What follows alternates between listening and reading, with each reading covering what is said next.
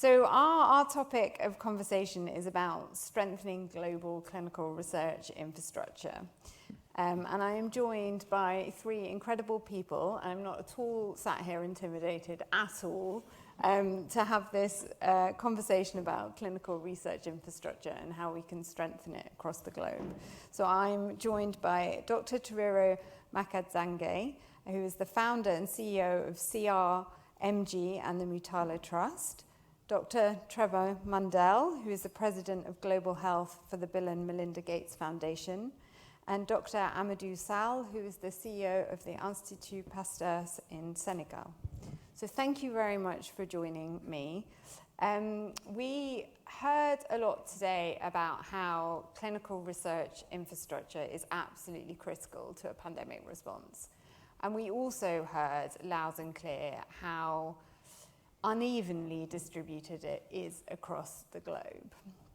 And we've been trying to make a case for strengthening clinical research infrastructure across the global south.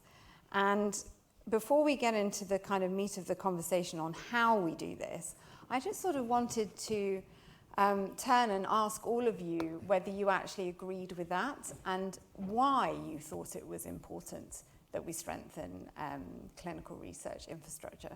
So could I start with you, Tariro? Great, thanks. Thank you, Tamsin. And thank you for joining us this afternoon.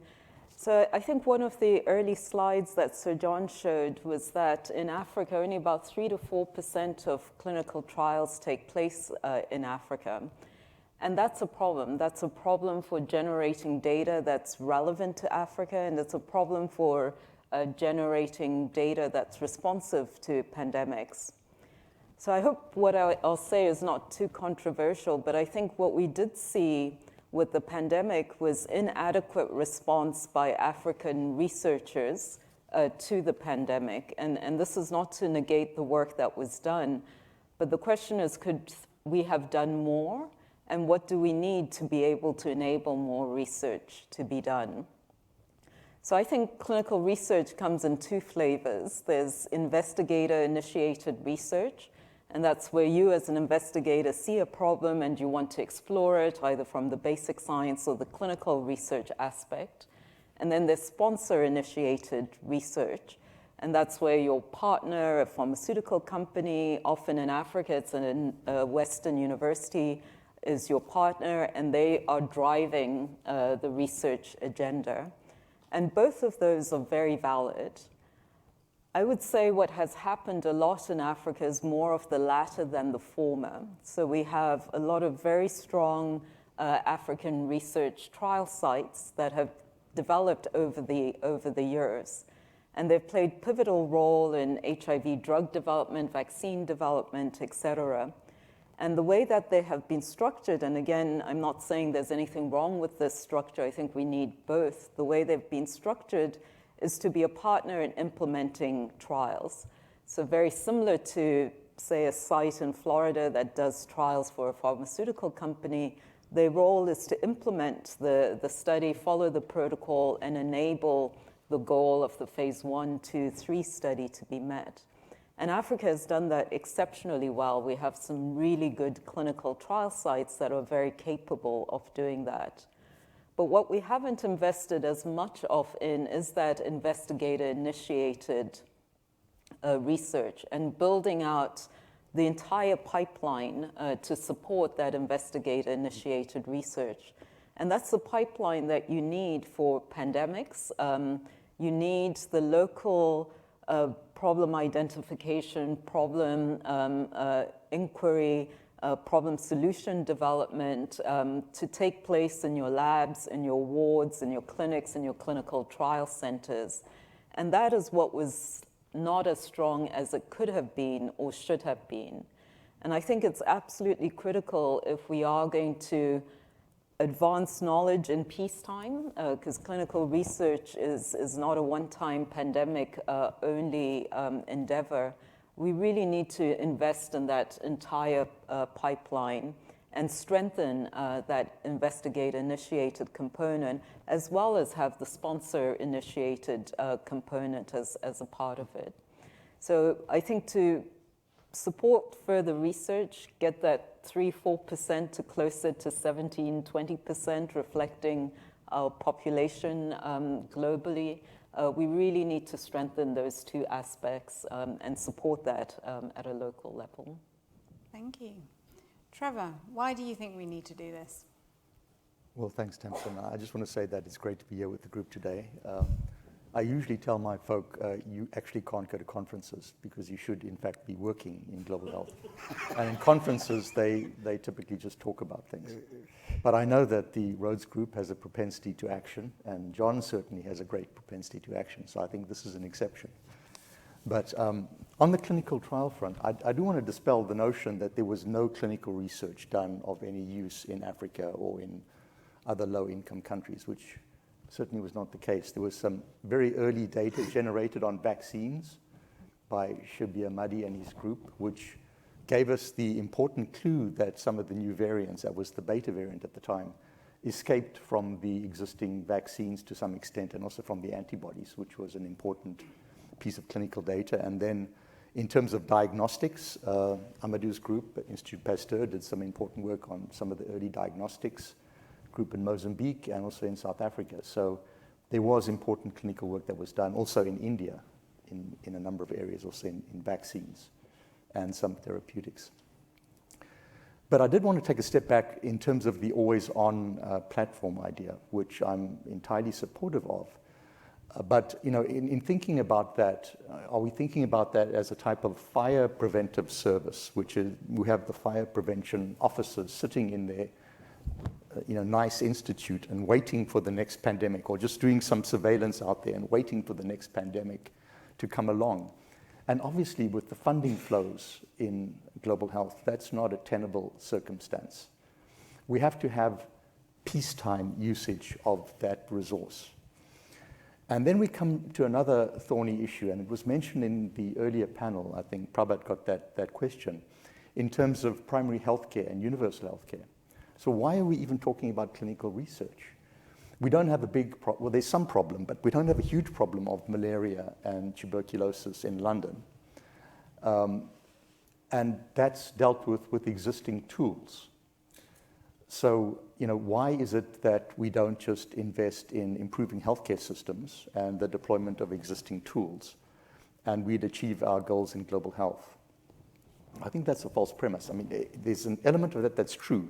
If we prepare to wait for secular trends, almost all of the major infectious diseases are decreasing. There's been some stasis in the progress on malaria, but take malaria, TB, and HIV, they're all decreasing in incidence slowly over time. So if we prepare to wait 50 to 60 years, then indeed they will be at a low level. But, are we prepared to do that? Back in 2013, there was a policy decision, which was that on the malaria front, we could get to eradication by better deployment of the existing drugs, bed nets, indoor residual spraying. And we didn't really need a big R&D portfolio. We had actually that was just after the first generation malaria vaccine had its successful conclusion. And now we have the next one, which is a great event, actually. But we actually put a lot of effort into this. And we said, well, let's not even try and prove that concept that the existing tools are good enough in the most difficult areas, the most high endemic areas for infection of malaria. Let's go to some of the peripheral areas where it's a little bit lower, and we can then just prove that we can erode the map of malaria. So we went principally into Zambia and into southern Mozambique. And we did a very intensive deployment of existing tools. And we did not get to zero, far from it. And the major problem was that we had a lot of importation from other regions, and we could never lock that down. So it became very clear in the 2017-2018 timeframe that existing tools were not going to get us to zero in malaria, and we needed a portfolio of innovations. So I think that for these reasons, it is necessary for us to focus on research in global health and to develop a substantial portfolio, which I think we've been able to support and the larger community has supported. And it is now substantial and very hopeful in all of the areas.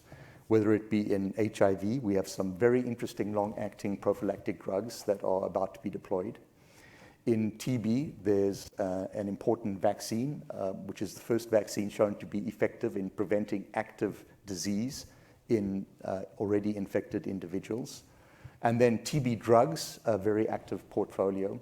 And I can go on, malaria, the same thing. Now we have these dual bed nets, which attack the problem of pyrethroid resistance. So I've been fortunate to sit with Tariro and with Amadou over the last couple of days and review some part of this portfolio, and I can tell you it is substantial. The problem with that substantial portfolio is we do not have the clinical research resources in the areas that have the diseases that is going to move that portfolio along, and it's going to take a long, long time to deploy if we operate at the existing level of investment. Thank you. Thank you, Trevor. There's lots of things I want to come back to, but before we do, Amadou, can you tell me if you agree with this sort of agenda and why you think it might be important, or not, if that's the case? No, I totally agree. First of all, thank you for inviting me. This is a great meeting, and I enjoy it in the morning, all these amazing talk that we have, and also a good opportunity to find people like Gaufu. I mean, we were together in Oxford long years ago, almost bench neighbors, so it's a good opportunity to meet people.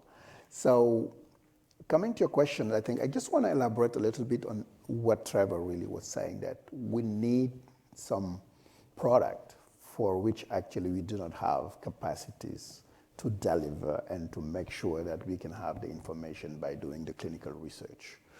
I just want to give an example. In Africa, even though it's very large, you can see very few institutions in Francophone African doing clinical research. You heard all about Kenya, about Zambia, about South Africa, Ghana, sometimes Nigeria, but maybe Burkina Faso.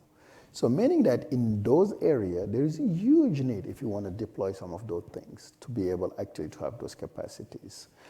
The other reason also why I think it's very important to have those, we're talking a lot about equity to access. And one of the response is to do local manufacturing. And if you look very carefully, I mean, many of these clinical research are sponsored by industry. So if Africa want to build capacity to manufacture, this should go with capacity to do clinical research. That's how you build a portfolio that would over time bring you a pipeline that would make sense to have a facility that is financially viable because of the level of production they're having. And very clearly, for at least those two reasons, I think it's very, very important to make sure that we have those capacity. The last thing I just wanted to mention is we are involved very much in epidemics. And many of those epidemics in Africa, like we have 150 epidemics every year. Some of those epidemics do not have really the medical countermeasure, but usually are the only opportunity to be able actually to do any clinical research on those diseases. People are talking now about Marburg. I mean, Marburg is so rare. But over the last 2-3 years, we've seen epidemic in Guinea, in Ghana, in now Equatorial Guinea, Tanzania. Those are opportunities that you need to catch quickly during the epidemic because it may not last. So if you have locally some good team, then you can gather very good information either on the disease or any sort of intervention to be able actually to solve those problems that would come on and on in the coming years. So I know that there have been tremendous effort done, particularly with European Union, with Bill and Melinda Gates Foundation and SAPI to push that. And that's really the way to go. Today in Africa through EDCTP, you have some different groups, Alerts, Pandoras, and these are specifically designed for the epidemic context where we need to have these people being in a position to be very activated and work during those epidemics. So keeping those people in peacetime is absolutely critical and not lose that. So that's why also I very much agree on the fact that if we want to have this always on vision, it's critically important to make sure that those resources are maintained through training, through different approaches that we can discuss. Mm-hmm. I think that's a really kind of like crucial point, that how do you maintain this kind of infrastructure I don't really like the phrase peacetime, so that you can, so it is always there. And can you use the same research infrastructure to do both the pandemic research that you were talking about, but also the academic research that you were talking about and the commercial research you were talking about? Do you have sort of ideas on how you keep that going? Yeah, clearly. I mean, couple of things that are critically important, because you're trying most of the time to do some clinical research because you have to meet some sort of regulatory strategies to be able actually to bring the product into the market. So this regulatory piece is most of the time missing in Africa. Is not as strong as you would have. So one way also to probably boost clinical research is to improve the level of regulatory agency, because that would help actually having an ecosystem that would be very, very important. I mean, we were discussing recently about the role that these regulatory can play into bringing safer products and making sure actually over time this product would have an impact. And in these regards, we have recently done some work in trying to connect the different NRAs through a project and making sure through that process they can improve the way they can supervise clinical research and make the ecosystem stronger. The other way also we can get these sustainably viable is really actually to make sure we have good people that can switch from one specific clinical research type of, let's say, vaccine or therapeutics, to evaluating very well and interventions. And clearly in this regard, the capacity building in terms of human capitals and is really, really something I feel is lacking. We need more training so we can have much larger people to be able actually to do that. And this would be also quite important. And the last piece is, obviously you need very good clinicians. And those clinicians actually need not only to be very good on what they do technically, but to have this culture and have this ecosystem that would help them, having proper monitoring of data with CRO, proper methodology, having strong lab to support what they do. For me, it's a lot about reinforcing the ecosystem, because while doing that, you can prove the usefulness of it and may have opportunity to fill that capacity with more and more studies, not only for bringing product, but also doing intervention and being relevant to the health system. Mm-hmm. You know, Amadou, you mentioned the regulatory and that being necessary clearly for the clinical research. You know, I would just add that that's our opportunity as well to link into the broader economic empowerment of a region. I do think that there's this tremendous connection. We saw this in China. And George can opine on whether he saw the same thing, but the real explosion of the pharmaceutical industry in China was in parallel with the strengthening of first the CFDA and now the NMPA. And if you speak to some of those pharma industry people, they will say it's been like night and day in terms of the efficiencies and what their desire to do clinical trials in China versus the previous circumstance. So I think that we have that strong motivation going even beyond just the clinical research arena to get the regulatory systems strengthened.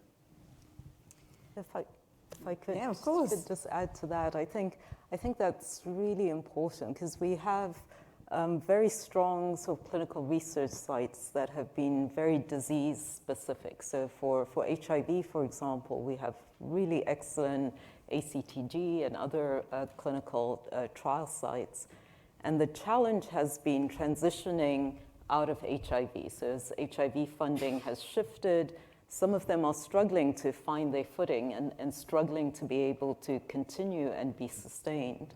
So how do you build a research infrastructure that can work across multiple therapeutic areas, that can be competitive to global pharma, for example? So, you know, I'm excellent at doing HIV trials. I probably can do a small molecule cardiovascular trial with the right sort of technical support, but those opportunities are not there for a number of reasons. One is, you know, is the international pharmaceutical industry thinking about Africa for clinical trials, and very often the risk perception is, the perception is that the risk is high and it's an uncharted area and very little interest in going in there. Secondly, is there the regulatory capacity to review and approve those studies? And in competitive trials, if it takes your country 6 months for an approval, where it takes 2 weeks in a European country, you can't compete. So I do think we need to start to think about how do we sustain the infrastructure that we build to be able to support more than just, one disease area, and build it beyond the nuts and bolts of implementing clinical trials, but also the regulatory support, the policy support to enable that kind of work. Mm-hmm. What can we do then to catalyse industry bringing more trials to the network so that it can sort of improve over time? Do you have any thoughts, Trevor? Well, I think it's an opportune time actually to really approach the industry and put the business case even for doing trials in Africa. There is obviously a lot of advances in a number of therapeutic areas. We've seen all the tremendous advances in oncology, the NCDs, beyond just the infectious diseases, which we mostly focus on. And there are a limited number of patients in, let's say, the US and Europe. And we've seen the pharmaceutical industry expanding into doing a lot of studies in China, in Eastern Europe. And I think that even that is reaching a saturation point. So I know that there have been very high quality studies conducted as parts of global studies already in Africa. And we just need to get the infrastructure in place and the regulatory systems in place. So it's not, I say just, it's a significant effort to do that. But I think that there is demand out there. And we can meet it. We have very high quality physicians sitting on the continent. And it's just the coordination and the integration of these efforts which is required to bring that to bear. Thank you. Tariro, I know you've been setting up your own clinical trials unit in Zimbabwe, and I thought it might just be quite good to share some of your experiences. Like, what have there been any particular issues that you've encountered that would be wise lessons to this policy agenda and thinking about how you go about building research networks? Yeah, I think a few. So it is challenging to build anything from scratch, particularly in sort of challenging economic environments. So I'm from Zimbabwe, which I love dearly, but it's not the easiest place to try and set things up, although maybe easier than many other places. But some of the challenges that I think sort of young African entrepreneurs may face in doing this is having the supportive infrastructure to do this. So most people are in academic settings, so we're trying to build something outside of academia so that we can have the agility and flexibility that sometimes is a bit harder to get in an academic setting. The regulatory is a big issue and a big constraint. I think it's advantageous that we understand the system well. I think it's very difficult for somebody else who doesn't know the system well to be able to navigate it. I do think there's a lot of opportunity in strengthening our regulators' capabilities, the time they take to review proposals and be more competitive than they have traditionally been. I do think another challenge is the human resource capabilities. So we have excellent clinicians, we have some experience in clinical research, but we don't have enough, and we don't have enough training and exposure to research. Even in our medical training, most of people graduating from medical school are thinking about clinical work before they're thinking about research.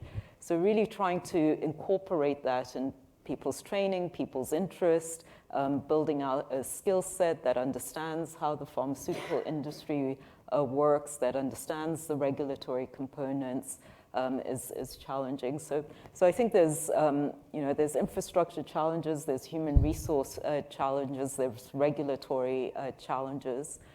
But having said that, I think there's nothing I'd rather be doing now than trying to do this. I do think this is the right time. I think there's a need for it. And I do think that, there's more and more people doing this and laying the framework so that hopefully for the next generation of clinicians, entrepreneurs, will be much easier to do this kind of work. Tariro, I just wanted to mention, because we've been talking about this, on the regulatory front, I don't want to leave people with the impression that it's a completely dire situation. Exactly. In the last couple of years, we've had 5 countries in Africa that have moved to this maturity level 3, which is a very competent regulator, same as India, same as China, actually. It's been Ghana, Tanzania, South Africa, Egypt, and Nigeria. And there are probably at least another 4 or 5 countries that, with some input over the next 2 to 3 years, could get to that same status. So this is a dramatically improving situation. Take into account as well the establishment now of the African Medicines Agency, which will be a central coordinating point. And I think, we're looking at something which, not in a very distant future, but in 3-4 years, can be completely different. Yep. And I would also add to that, I was quite struck when I moved back to Zimbabwe that one of our regulators is tracking the time that approvals are being done. So I do think even on the ministry level, on the policy level, they do recognize, and COVID has been part of that recognition, that we do need to move things more quickly. We do need to strengthen our regulatory capabilities. So you're absolutely right. There is positive direction in many of these areas. I think my sort of first reflection to listening to that is that having just tried to set up a clinical trial in the UK and the response time not being that great either, so I think that just the sort of concept that people are paying attention and trying to be competitive and making sure that you're getting that kind of 2-week commercial level response time, that's incredibly encouraging. I wanted to sort of make sure that we could just throw it out to questions and have a dynamic discussion. You've talked about regulation being super important to strengthen the environment. You've obviously talked about just general talent and skills and people and the need to have good clinicians. There's a couple of things that haven't come up though, and it surprised me. So data is one of them, digitalization of records and data, and how important is that? Also, I think we were talking yesterday with you, Andy, about you can't let research detract from routine clinical care. Is there enough capacity within the system to do research on top of the day job? Is that something that has to be addressed? But I'm not going to ask you to answer it. I'm going to ask the audience to start thinking of all these sort of questions that they would like the panel to start addressing. So, yeah, start thinking away with your questions. Is there anyone? Prabhat. A question to the panel on the unique. Question to the panel. No, sorry. We can hear you though. Oh, You're all right. I've seldom had that problem of not being heard. So. The question on the panel on the unique scenario for COVID in Africa. In Canada and much of the Western world, we had tried to keep the infection low, we got vaccination high, and then we got whacked by Omicron, and that gave us hybrid immunity. I think, as the panel well know, in Africa it was very different. You had widespread seroprevalence, very high seroprevalence estimates, like where we've worked in Sierra Leone. It was 90%, and it was that by the Delta wave, even prior to Omicron. And reasonably, although there's uncertainty, low mortality, although there's variability in that. So that I wonder if you could elaborate, or your thoughts are on that. Strikes me as an incredibly important scientific laboratory opportunity. Was that, why did Africa have widespread infection but reasonably low disease? What are the correlates of infection, and what are the correlates of protection against disease? And that must have worldwide implications, but I wonder what your thoughts would be on that as an opportunity to take forward. Amadou, would you like to take Yeah, that one this is a first? million-dollar question I'm being asked on a regular basis. My answer is most of the time the following. I think very clearly, just going to give the example of Senegal. We've run a first survey, we're like 25% at the nation level, with southern part of the country, for some reason, 50%, the north less than 5%. And then Omicron came like the year after, and everybody was at 90%, all the region. So I feel like the reason why we did not have highest mortality, at least for the situation I've been following carefully in Senegal, was due not to one single reason or intervention, but at different time for different reasons. Very clearly, what I realized has been reason why people were facing massive deaths was really the clinical capacities into welcoming patients, taking good care of them, being one of sort of bottlenecks. If you have too much patient coming, people tend to lose the opportunity to save even the people that they could have saved. And for that, the first 3 months in Senegal was very, very strictly monitoring mobility, so transmission was very much controlled, and most of the area around the epicenter, Dakar, was not really affected. And at no time we felt like the clinical services were overwhelmed. So during that period, I think what was very important is case was tracked, contact was tracked, and people, the severe case, were really taken care properly. And I think for that reason, we didn't see much of it.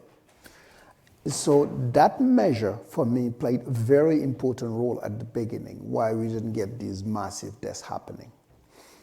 Later, I mean, you could see that because people were very conscious when even they start opening the schools and things, many of the behavior were already different and sort of protecting people from having this massive, actually, infection.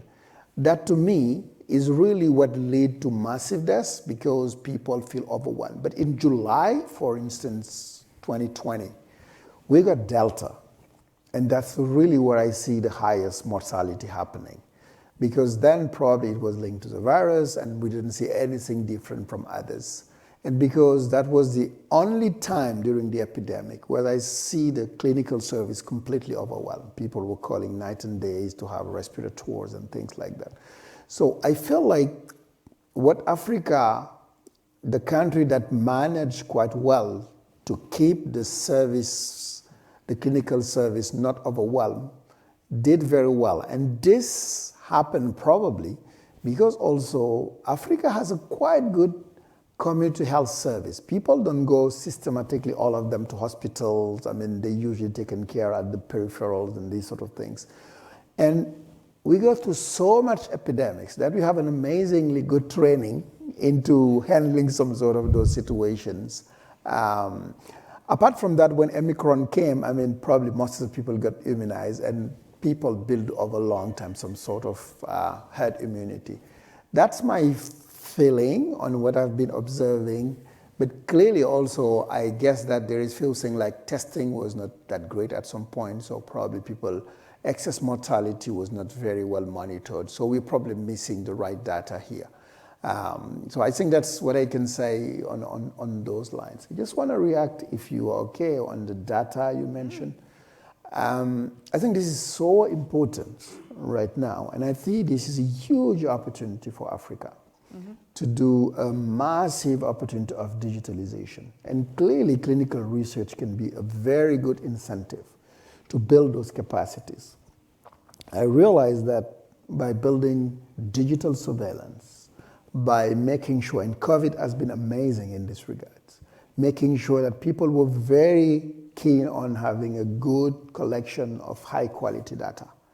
And that digitalization can really be a very good opportunity to make sure that we can have very, very good data. I've seen this really improving for Senegal and many countries we've been following as part of some working group with Africa CDC.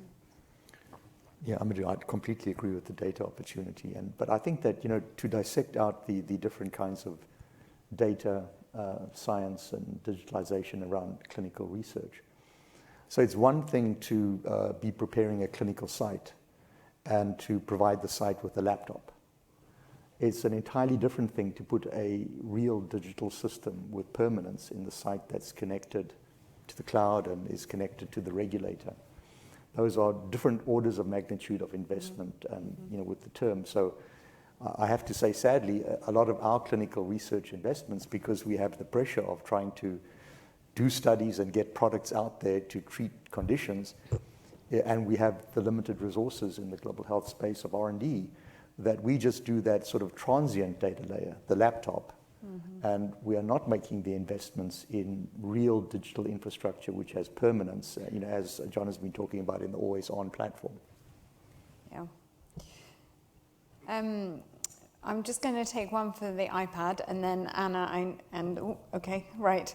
So Peter Horby, your question was, globally, high and low income settings, the majority of clinical trials are poor quality.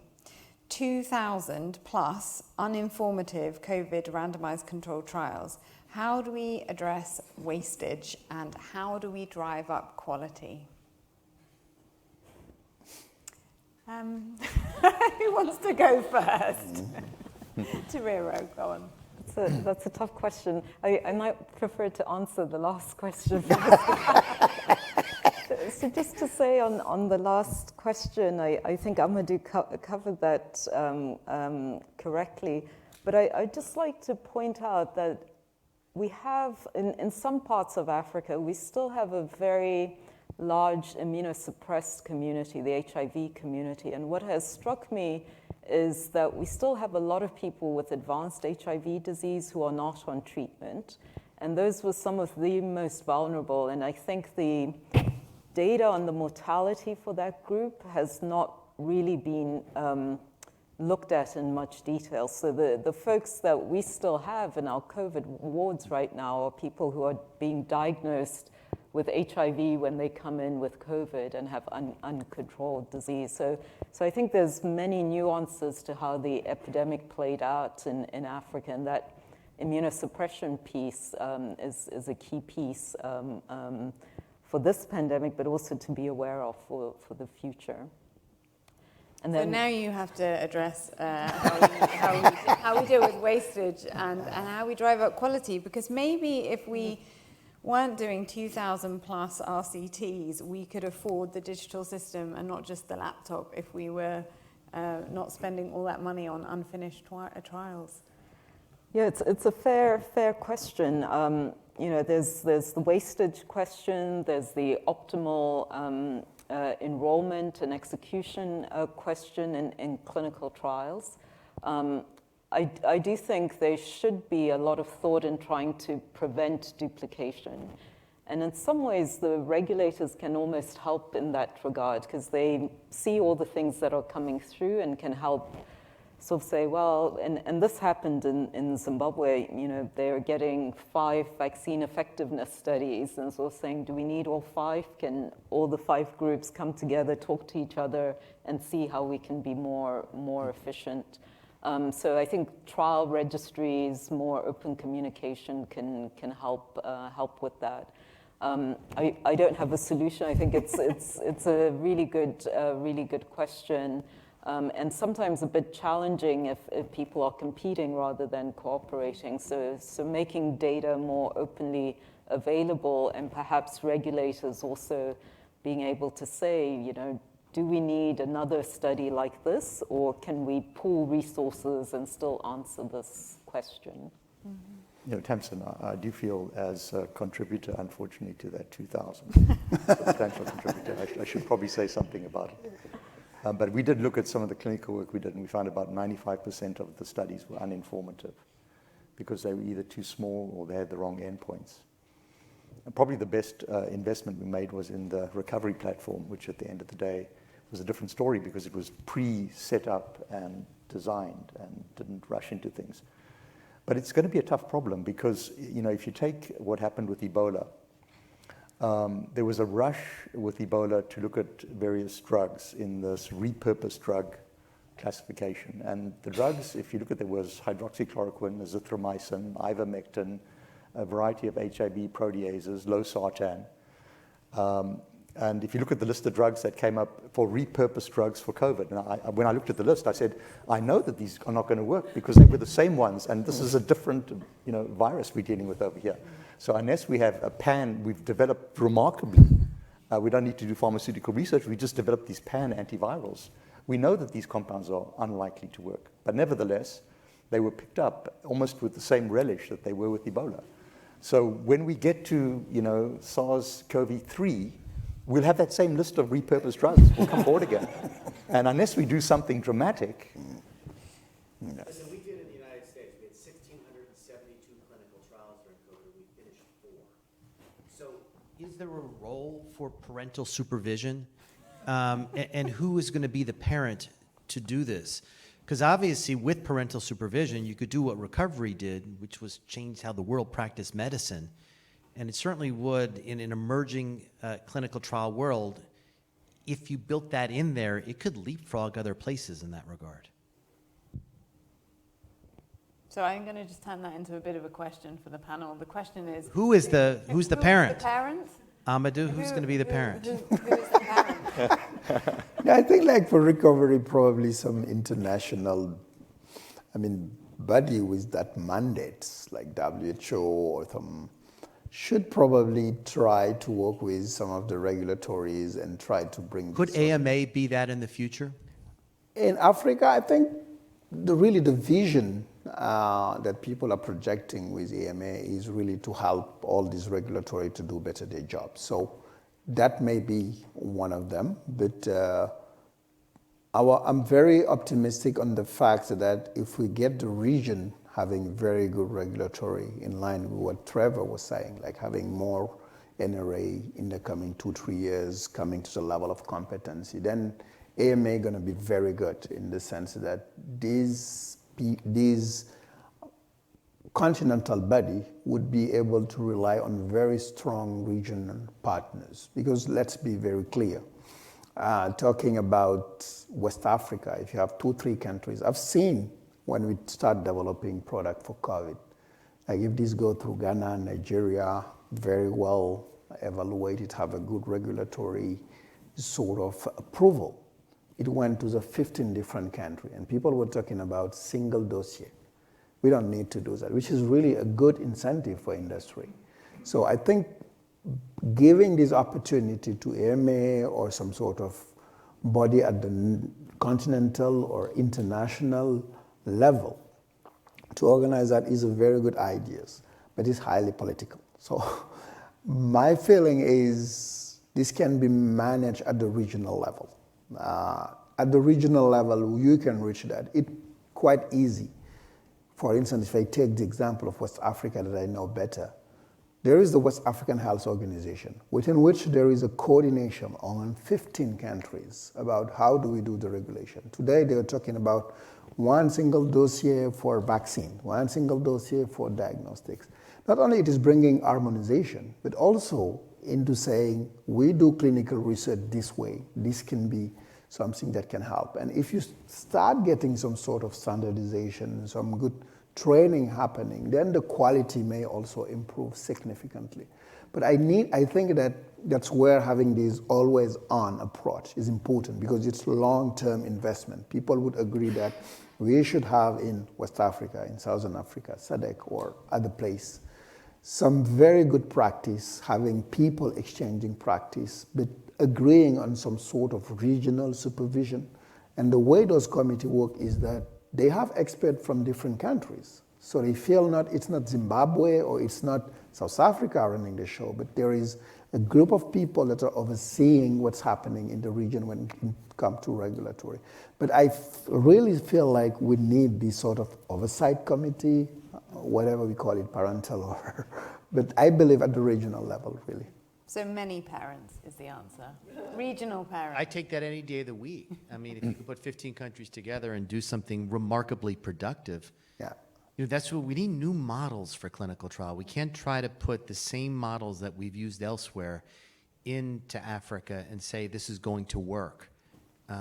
We have to think differently, and we have an opportunity with a blank slate to think differently. Yeah. We do. It's exciting. Could you take the microphone from David and give it to Anna, please? Well, while the mic is going, I think something that we haven't touched yet is the ethical approach of it. Africa is very sensitive. I could see it about this ethical approach. I mean, at the beginning of the COVID, there were all these huge discussion about this French physician that mentioned how they're going to handle things different, and it was a huge pushback. I think while we're talking about some regulatory and sort of oversight mechanism, it is very important. Africa has done a lot in having good national ethical review committees. And that is also something that can not only improve the quality, but also going to give more trusts to the population onto what we're doing with clinical trial. And this is, for me, as important as really getting the result scientifically sound. Yeah. Because with all we're saying about this anti-vax, vaccine hesitancy, if we can give to the population the impression that if we do the clinical trial here, the result would make more sense. And this has been evaluated ethically by people that lives here, has located it, belong to the country. It can build that confidence that would really facilitate data sharing, that would facilitate people believing in the science, and later the deployment and delivery. No, that's a very good point. Anna? Yeah, my point actually fits very well with what you've just said. I would like to come back to Tamsin's earlier question about that idea that still prevails in some circles, that there is some conflict between doing good clinical work and research, that there is some destruction or taking away the workforce. I am a strong believer, and throughout my life I practiced the push that opposite is true. And we have enormous amount of evidence, mostly from Western countries, I must say, and I would be interested to know whether you have evidence from Africa, that even with these trials that didn't show anything, people treated in the centers that do research do better. And this is true about communicable and non-communicable diseases. It's been shown a lot. So there is something in this that when the staff, local staff, is involved in research, they also better doctors and clinicians. And I think this is something that is perhaps not known to general public enough, not said enough. I wonder what you think about this in Global South. But I think this is, for me, this is global phenomenon that we as clinicians haven't spread around enough to everybody, and we would have better trials and better clinicians and better intake to medical schools with a wish and will to do research as part of everything we do. That's my little bit. What do you think? Yeah. I couldn't agree with you more. I mean, there's excellent data showing that the care that one gets in a clinical trial, and many of us, if we had something very complicated and difficult, would go to our nearest academic center or research center and enroll in a clinical trial. But I think part of the issue is the trust issue that Amadou brought up and that you were alluding to. So a lot of you need to build trust in the community and research. So understanding that, and unfortunately, our communities have been places where unethical research has taken place. And so there's quite a bit of skepticism around research, and helping people understand that our local regulators have strengthened significantly over the last several decades. This is the best place to get really good care that's highly regulated with really strong oversight. So building that public awareness is really important. I also think it's really important that the clinical trial centers have people who look like the communities that they're studying. And it seems like a trivial issue, but it's actually really important in building that trust. Is it people who can relate to, who they can understand? So having local investigators, local nurses, local clinicians, etc., is really critical in building that trust component. And I do think clinical trials really provide the opportunity to access to novel therapies, novel ideas, and you have dedicated staff who are focused on quality and quality implementation in a way that's far greater than routine clinical care, and giving the general public that awareness is absolutely critical. And I think you're right, we have an opportunity in Africa to start shifting that narrative so that people do trust researchers and research and the output from research. Yeah, Tariro, just in examples that I've seen, I don't think it's necessarily a given, actually, because there are instances where the clinical research institutes are sort of set up as little islands, within a healthcare system which is in disrepair. But there are enough examples where, indeed, good clinical research institutes kind of have raised the level of clinical care more generally. I remember there's one of the sites, Manisa, in Mozambique. Very good clinical research center. There's a district hospital next to the research center, and the physicians at the research center dedicate some of their time to the district hospital, which has greatly increased the quality in that district hospital.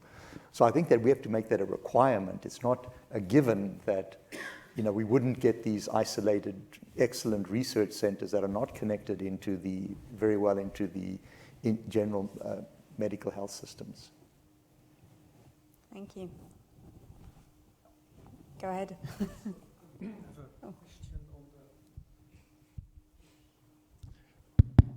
Question on the same topic. So a couple of weeks ago, I participated in a community advisory board for a TB study in South Africa as observer. And I was quite impressed with that. And the question that was in my mind ever since is, was that something unique in South Africa, or is that, how widespread is that? And is that actually a model to take forward? What are your thoughts on that? Would you like to? So what was the panel you participated in? So it was the community advisory board. Yeah. We participated as observers, being the sponsor. This was TB, and in fact, Willem Hanekom presented the study to the community. And I was honestly deeply impressed with the way that was done and the kind of debate that followed, which was really, for me, really in-depth and touching on some key points without making it too complex from the scientific point of view. And I figured that to me was a very attractive model. Mm-hmm. That is a study that we are working on right now, but Glenda probably has even more information than I do. It's fairly widespread, and it started when we started to do HIV studies in South Africa. That we started to establish community advisory boards, and they were important because of the stigma associated with HIV. And that kind of practice has expanded to most infectious diseases. So every clinical trial site will have a cab or multiple cabs. There can be adolescent cabs. There can be cabs around a specific topic, or so even when we do HIV interruption studies, we go through the whole process with the cab. Started in the 90s when we did mother-to-child transmission, and we had the placebo-controlled studies, and it was quite controversial. And we spent a lot of time with the community and the community advisory boards to discuss the best approach to the PMTCT work that was done in South Africa. So largely, most HIV trial sites and TB trial sites in Africa, not just South Africa, will have community advisory boards. Sometimes there can be arguments of whether how truly independent are the advisory boards. What we try and do in HIV trials, from the time we make protocol development, we have community people who sit on the protocol and help us with the protocol and help us with the terminology, and also help us with how to explain some of these concepts that can maybe technical and difficult, how to explain an AD26 mosaic antigen, those kind of things. But so I think it's not unusual, and it's good practice, and it's part of the WHO. UNAIDS have this good participatory practice guideline at a global level that encourages good participatory practice, which is community involvement in research. So I know it probably comes from the HIV field because of the stigma and discrimination and the issues that we're facing, people who are HIV infected, and their fears, and to protect them as well.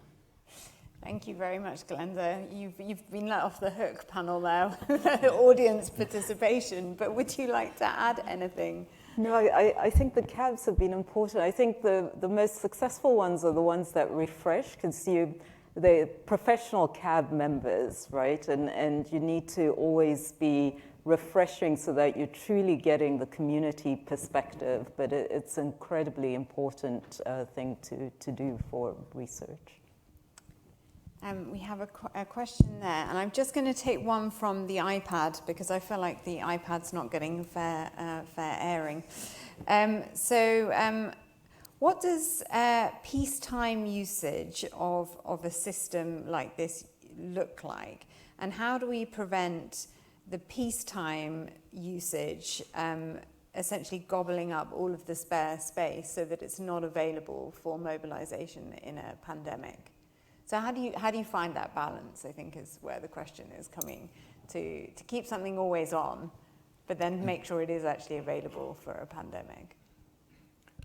I think we could use that TB example over there to indicate, what is this peacetime usage and utility of it. So if we go back to 2007, there was the first generation malaria vaccine study, which was set up in 7 countries and 11 sites, 16,000 participants. And that study cost about $500 million. And the infrastructure that was put up for that study pretty much vanished after the study ended, 2011, because there were no subsequent studies to go into the sites. So many of those sites lost their clinical capacity, research capacity. So now we have the next, it's a TB vaccine, and they're not sites in many of the TB high incidence areas. There's some, but there's yet again preparation to set up the sites from not greenfield, but to put adequate capacity into the sites. And the cost of that study is yet again about $500 million. So we didn't really improve because we just put transient resources into the site.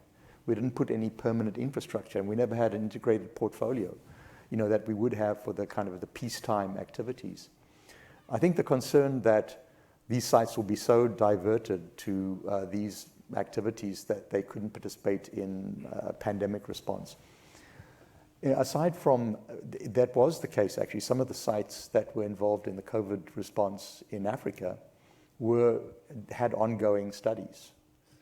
And, the site investigators, I think, were quite well able to balance giving ongoing. The studies were suspended. We didn't continue the studies. One was a TB revaccination study. So enrollment was suspended, but the existing individual subjects in the study were continued to be followed as the study sites were pulled more into the COVID vaccine space.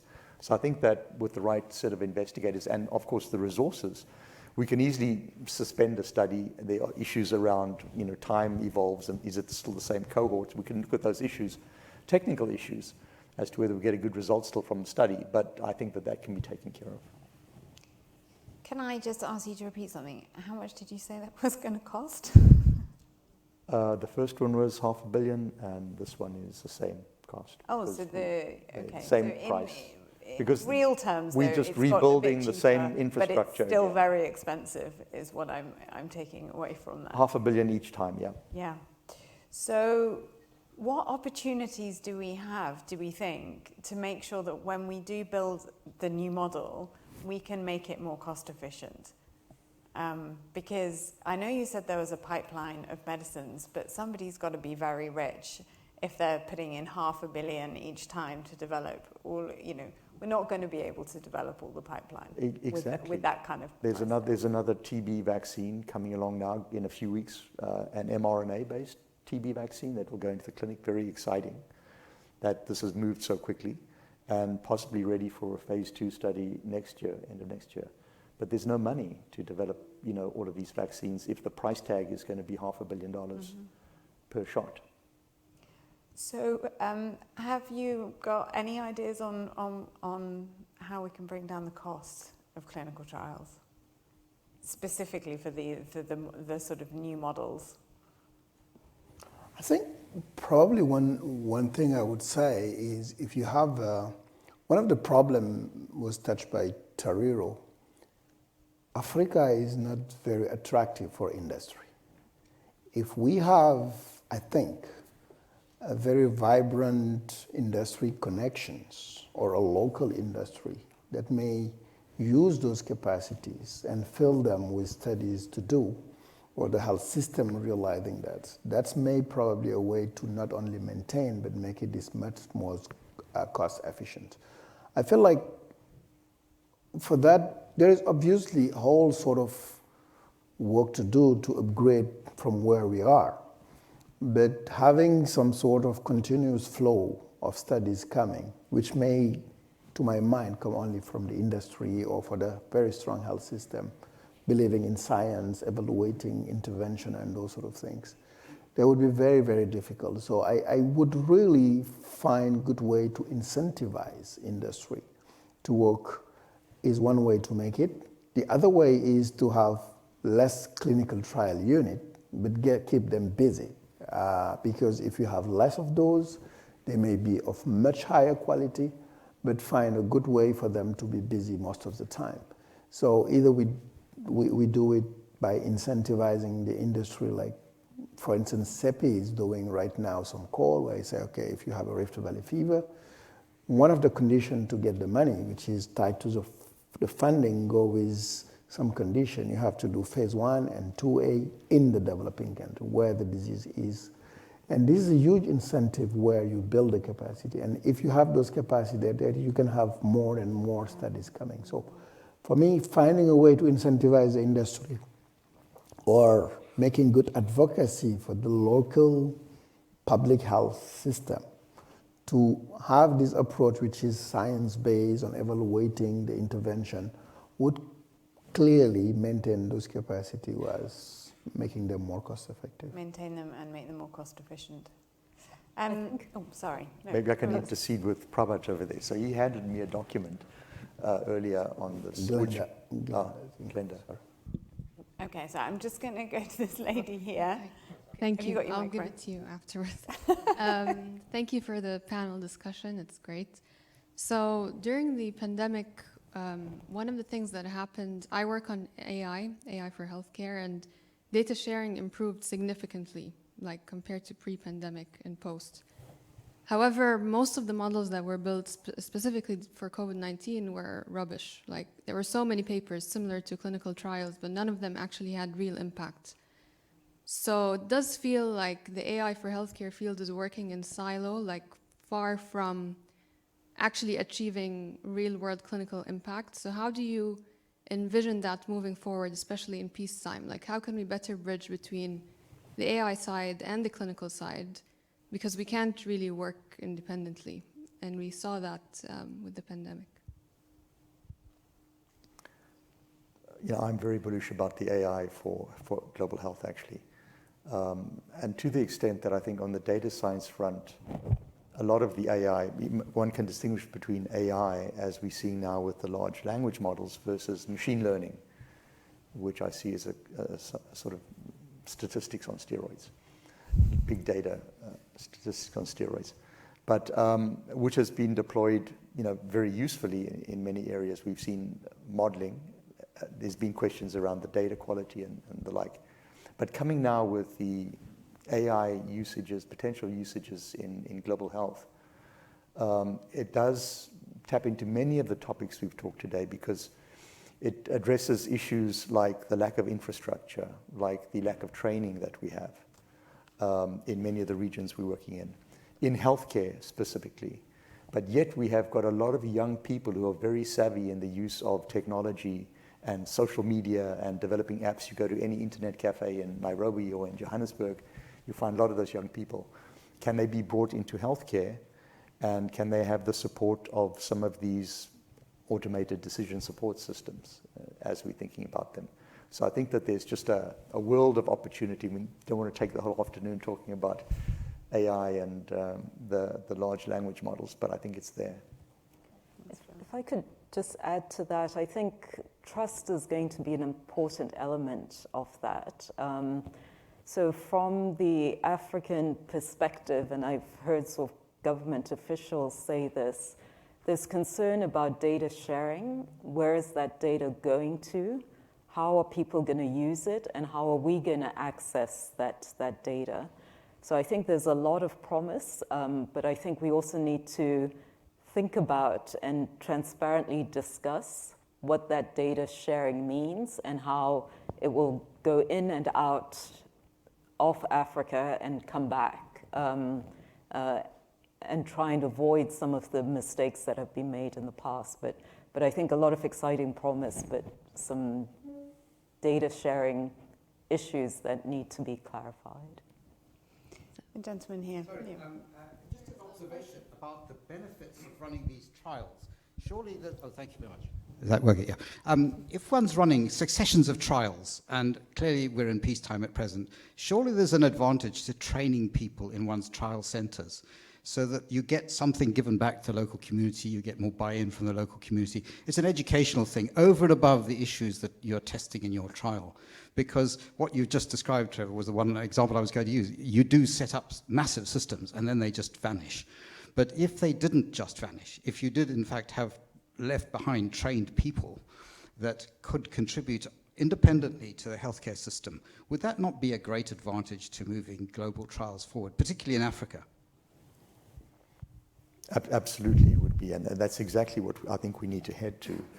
I would say that the portfolio that we have, the global health community has in general, is not big enough to sustain that continuous activity if we have a substantial network. So that's where we need, as Amadou was mentioning, to bring in industry. And if you added an industry portfolio into the global health portfolio, we then would have the sustainable work for the people that we've trained up, who then find themselves without something to do in the off time. If I could just add to that, I think the incentives for the pharmaceutical industry are really important to consider. So the challenge for Africa as a market, we're not a very big market, so it's much harder to say to Pfizer or whoever, Pharma X, you need to do a trial in Africa for your drug to be registered in Nigeria, for example. The market is just not big enough to force that. It's encouraging that people like the FDA, EMA are encouraging more diversity in trials. We need that as African physicians. We prescribe hypertension medications, but we don't actually have data from the populations that we're treating. And so those help, but there's still no incentive to diversify through working in Africa versus more diverse sites in Europe and North America. So we have to think globally, how can we incentivize the pharmaceutical industry to think about Africa? It might be an opportune time as the potential to enroll in Europe, North America, Eastern Europe is diminishing. It might be an opportune time to get people to start thinking more broadly about Africa, but incentivizing the pharma industry so that the portfolio is much bigger is really important. I also think we have to think about new models, and this might be a bit controversial, but I think having sort of shining separate clinical research units or clinical research sites is not very sustainable. and starting to think about better integration and how do you use technology to support that integration. So in the US, for example, they're talking about distributed trials, e-trials, so you can go to your GP and be enrolled in a clinical trial through your GP. Should we be thinking about similar models so that the trial unit is sustained by day-to-day clinical business activities, but also is able to do trials? Can you lift the quality of the routine care that's happening in that setting, through trial behavior is quite a different set of behavior. So I do think we need to start thinking about how do we use technology better and create different models in Africa that are more economically sustainable than sort of separated trial units. Yeah. So- Linda, and then this I just lady wanted at to the front. take us back to the cost of clinical trials. And clinical trials are made up of three budget processes. One is the clinical trial sites, who in fact are the cheapest. And the second is the laboratory analysis for the endpoints. And the third is data management and clinical trial management. And the cost that drives clinical research is the laboratory analysis and the data management, not the clinical trial sites. So in fact, Africa is very cheap when it comes to clinical trial costs because that's the cheapest part of a study. And we see it even when we do trials across the world, that to enroll a participant in America is much more expensive than to enroll a participant in Africa. But if we were doing the laboratory, so the reason what drives the laboratory costs up, it's because we're shipping samples to reference laboratories in the global north. And so to build capacity, we need to be able to do the endpoint analyses ourselves, and that'll drive the cost down because we'll do it cheaper. We don't have to ship samples all over the world. So that's one way you can drive costs down. And the second is actually for Africa to do its own data management. So we are cheaper than MS in South Africa. So we can do data management at the same level as an entity that charges 100 times more than we charge in South Africa. So if you want to drive clinical trial costs down, don't bleed the participant costs and the clinical trial sites, because we do need them, and they're the cheapest part of the trial. And we can drive costs down if we do our own endpoint assays and we do our own data management. And so we should be enriching the continent with data management capability and improving lab diagnostic criteria so that we can do our own samples as well. So I think that's, just to make it clear, is that the clinical trial participants, that's the cheapest part of a study. I assume none of you disagree with that. Well, I'm not entirely sure outside of the HIV area. HIV is special in terms of the very expensive laboratory and immune profiling, but if you have simpler studies, simpler endpoints, the patient costs can rise, to be quite a dominant part of it. So, I think it does depend a little bit what therapeutic area you're working in, how complex your laboratory and immune assays are, which I know are extraordinary in the HIV territory. But it's sort of, I did note down these two additional sort of bits of ecosystem infrastructure that will be required to sort of be part of the whole package. And it's interesting that point that you just made there about different types of trials. So how do we sort of square this conundrum of building capacity for all types of trials with the sort of differences that exist between the different disease areas? Where do you start? Is it possible to have disease agnostic clinical research infrastructure and approach it that way? Or do you think you have to approach it disease or technology by technology? Well, just maybe, Tamsin, just to extend the discussion with Glenda there, let me give you another study, which is completely different to an HIV study for, let's say, a vaccine where we are doing this intense immune profiling. So we did a large study in under 5 Niger, Malawi, and Tanzania, which was a cluster randomized study with the administration of azithromycin to the under fives, and the endpoint was mortality. And in that study, all of the costs were basically the subjects and the study site costs. The laboratory costs, we did a little bit of subsampling to understand what the microbiomes were of these kids in 20,000 out of the 260,000. But that was the primary cost. So there's a great diversity of studies that are being done over here. Okay.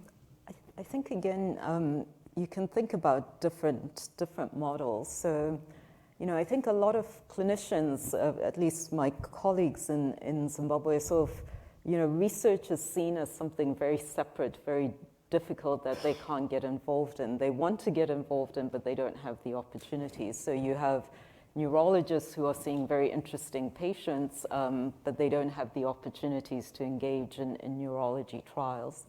And I think there's opportunities to think about what is the essential things that that need to be done for a clinical trial, and what are the components that technical expertise can chip in.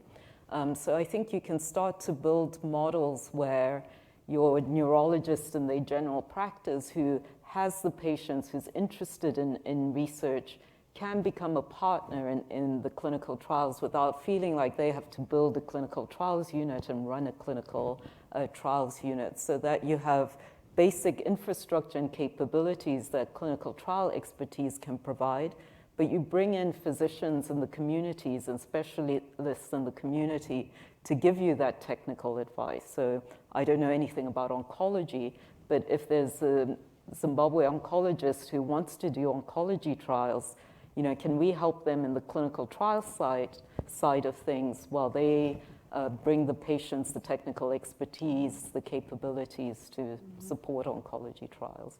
And that way you get a pan-therapeutic approach. Yeah, sounds good.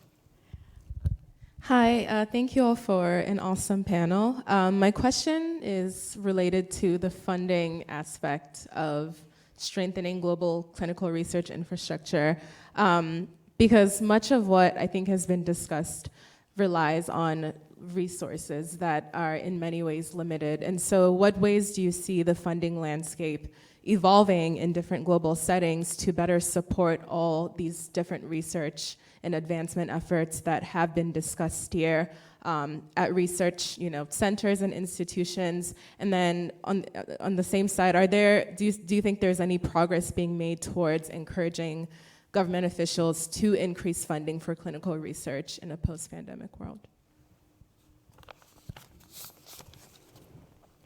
I would just give some of the numbers out that, the pretty tough circumstance that we're facing with the ODA flows really drying up. So there's less money, I would say, from many of the government sides to invest in clinical trials specifically. But for global health R&D, the current annual envelope is about $4 billion total. And global R&D in healthcare, private sector, is about $200 billion a year. So, if we could capture 10% of the private sector $200 billion envelope, then we completely transform global health. So that's probably the biggest opportunity right now. We are coming close to the end of our session. I appreciate it's been a 90-minute long session, and we've had loads of really good questions. And thank you for bearing with us and posing all of those questions. Obviously, now the iPad flops up with 5 more questions, which unfortunately we're not going to get to. But these guys will be around, so hopefully you can collar them in the corridors and keep asking them lots of good questions. I'm going to allow each panelist just 1 minute to sort of say any final reflections, anything that's really stood out for you in this conversation that you would like to highlight. So, Amadou, can I start with you? Yeah, clearly, this has been a really great panel, and I enjoyed spending it in that format. Clearly, for me, I am coming out of this with 3 main ideas. Number one, we definitely need to reinforce that because of all the reasons we discussed, but particularly in Africa. But I think we need to come with a model where we don't try to spread clinical research every place. We try to take the opportunity to have very good place where we invest for more like long term. The second thing I really believe, which is linked to the last question about the resource, clearly the industry we should find a way to bring them into the game when it comes to Africa. Because that may be beyond the Gates Foundations and the different major players supporting these activities, European Union. That would be something that would make a difference. And the third part that I think is we should make sure that the beneficiary of this clinical research, because today most of this is driven by funding and coming from the global north, if you want to put this bluntly. And I feel a little bit like it should be somehow more involvement from the local domestic players, whether we're talking about the communities or the government putting more fund into this. And I felt in the middle of COVID, I remember talking with very high-ranking officials. They're really ready to put money into research. It's just that I think we need to tell them the impact it may have on the economy rather than telling them it may pay off in 20 years' time. I mean, many of them, they think more about the next election than the next generation. They're feeling like what's going to be the immediate benefit. And I think that's where there is still room in terms of resource, where probably the international stakeholders, the Africa CDC, but the local people should advocate for that. Locally, people should invest in research. It's not that they don't have money. I mean, when I see the budget of what goes to our university, it's huge. But it's not going to research. It's going to paying salaries and paying students, which is very, very much important. But I've seen many governments pushing very expensive studies because they could be convinced. And clearly, we should talk more to Ministry of Finance rather than Ministry of Health because they have no power most of the time. Thank you. Trevor, what are your final reflections on this afternoon?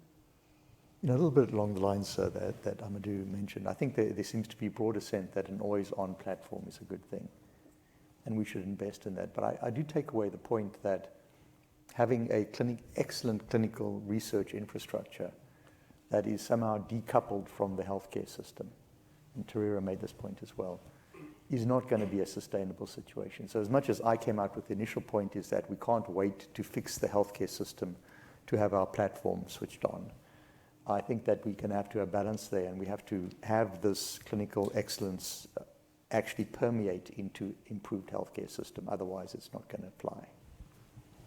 Thank you. And Tariro, the final word. It's tough to have the final word. I agree with everything that has been said. I think taking this opportunity to think about different models of delivering clinical care, clinical research, taking advantage of technology to support better quality research in a more distributed way, and strengthening the local capacity and the local trust by having researchers and investigators from the communities who can build that community trust, I think is absolutely critical for success. Thank you very much. Thank you also to the audience, thank you.